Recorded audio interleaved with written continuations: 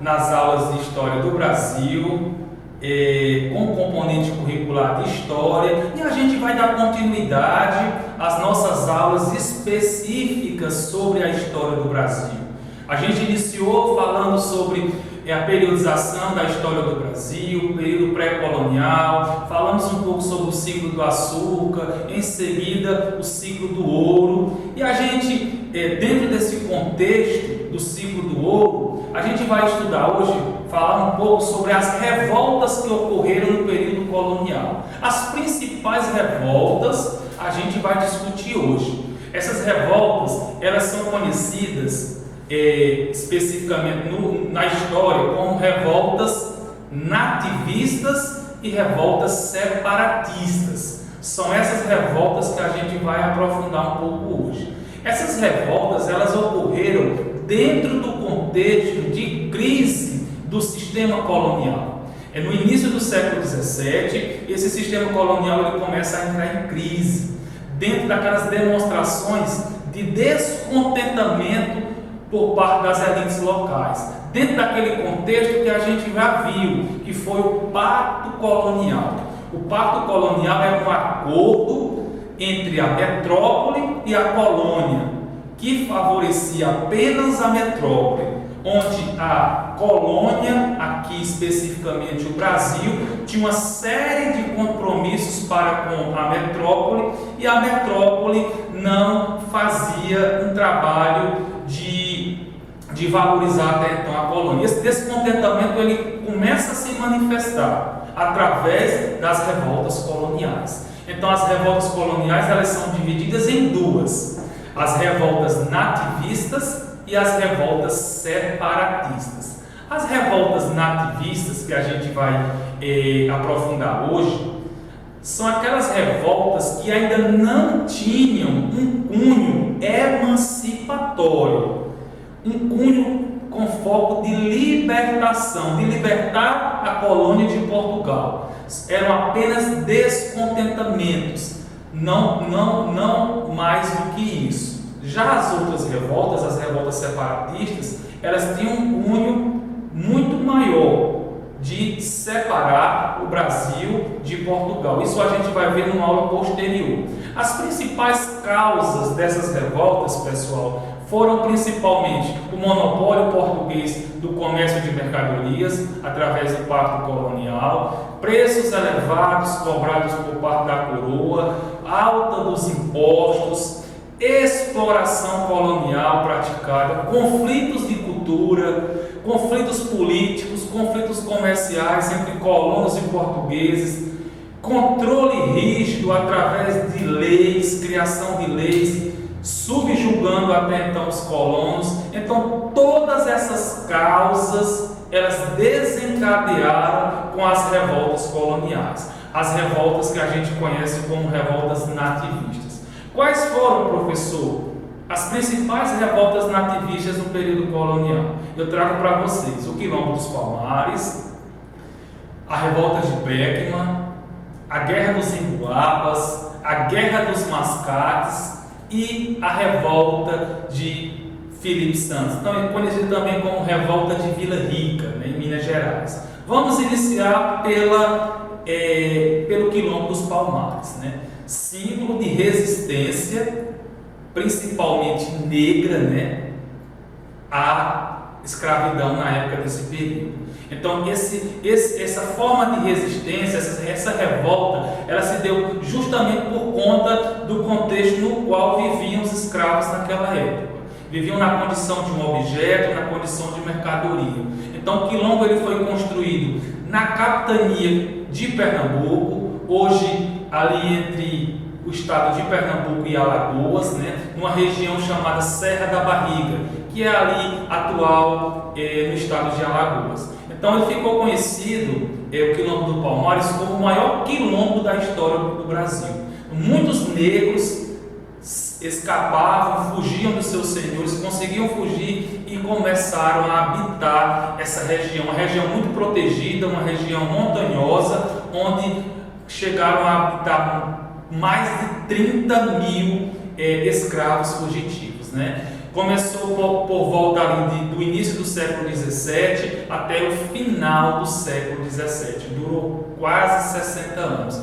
O líder desse movimento, Zumbi dos Palmares, né, que hoje é referência no Brasil e também recebe uma homenagem no dia 20 de novembro como o Dia da Consciência Negra, né? Acabou sendo caçado, morto e degolado por parte das autoridades portuguesas, né? Sua cabeça chegou até a ser enviada para Recife, como símbolo da vitória dos portugueses, sob a liderança do então bandeirante Domingos Jorge Velho. Em seguida, a gente tem a revolta que ocorreu no Maranhão, né? Ali por volta de 1684, a revolta de Beckman, né? Essa revolta de Beckman ela foi liderada pelos dois irmãos, Manuel e Tomás Beckman. Ela se insere naquele contexto de crise, de insatisfação por parte das elites para com o governo português. E especificamente aqui a revolta de Beckman foi uma revolta organizada pela elite, pelos chamados homens bons do Maranhão, né? Então, por conta das suas insatisfações com medidas tomadas pela coroa, relacionadas ao comércio local, trato com os indígenas, né? A gente já viu que houve uma troca de mão de obra, que deixa de ser indígena e passa a ser escrava. Isso não foi boa vista por parte das elites locais do Maranhão, e eles reclamavam também em relação ao monopólio da Companhia de Comércio do Maranhão, que era a única que era autorizada a comercializar e vender os produtos nessa capitania. Isso começou a falta de produtos que se tornou constante. Isso gerou de fato essa revolta, né? Os revoltosos eles foram reprimidos violentamente. Apesar da revolta não ter conquistado os objetivos que traçavam as elites, mas de qualquer maneira deu uma chacoalhada por parte da elite do governo de Portugal. Em seguida, já no início do século XVIII, pessoal, a gente tem a Guerra dos Emboabas, que ocorreu entre 1708 e 1709, ocorreu na região das Minas Gerais, dentro daquele contexto do ciclo do ouro, quando foram descobertas as primeiras jazidas de ouro no Brasil, especificamente na região conhecida como Minas Gerais, hoje atual estado de Minas Gerais, né? Então, o motivo principal dessa guerra foi a questão do monopólio da área de minério. Os emboabas e os paulistas, né? Os emboabas e os paulistas entraram em confronto, e essa derrota ela coube, né, aos emboabas, né? Os emboabas eles foram derrotados, chamados paulistas, né, foram derrotados, e aí se dirigiram para outras regiões em seguida, como Goiás e Mato Grosso, onde de fato começou a integralização maior ainda do Brasil nesse período. Ali entre Goiás e Mato Grosso, o país se tornou mais extenso territorialmente. Então, essa guerra, a Guerra dos Emboabas, elas inserem-se nesse contexto do ciclo do ouro entre os emboabas, né, que eram os chamados forasteiros, e os paulistas, que queriam monopólio sobre a exploração dessa região. Em seguida, já na capitania de Pernambuco, ocorreu outra guerra, a Guerra dos Mascates, né?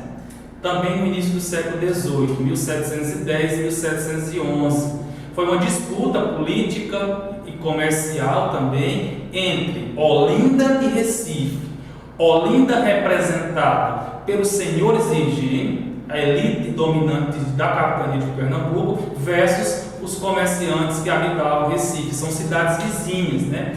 E a disputa maior era pelo poder político em Pernambuco, dentro daquele contexto de crise do sistema colonial, a crise do açúcar aqui especificamente. Então, os comerciantes de Recife se tornaram detentores de muito poder, mas não tinham poder político. E eles almejavam até então esse poder político. E aí se confrontaram com os senhores de engenho representados por Olinda. Então, a vitória coube recifenses, né, os comerciantes. As medidas foram tomadas e esse conflito terminou com a anistia dos revoltosos, que foi mais uma revolta elitista também, né? E entre um dos fatores que ocorreram com essa revolta foi a mudança da capital, que passou de Olinda para Recife, como é até hoje a capital do estado de Pernambuco. Então, essa revolta é mais uma que se insere naquele contexto das revoltas nativistas. Outra revolta que ocorreu nesse período foi a revolta de Vila Rica, em 1720. Ocorreu na cidade de Ouro Preto, né? A época chamada de Vila Rica, também dentro do contexto do ciclo do ouro. Essa revolta foi liderada pelo Felipe Santos, né? E um dos principais motivos dentro desse contexto era a cobrança incessante por parte da coroa dos impostos. Aqui, nessa revolta, especificamente o quinto, né? Que correspondia a uma parte que era entregue à metrópole. Cerca de 20% do ouro que era encontrado você tinha que entregar à coroa portuguesa. Essas medidas desagradavam boa parte da população que deu início à revolta. Então, o objetivo principal dessa revolta, a revolta de Vila Rica, ou também chamada de revolta de Felipe Santos, era extinguir as casas de fundição, onde esse ouro era datado e era entregue à coroa, e retirar de Dom Pedro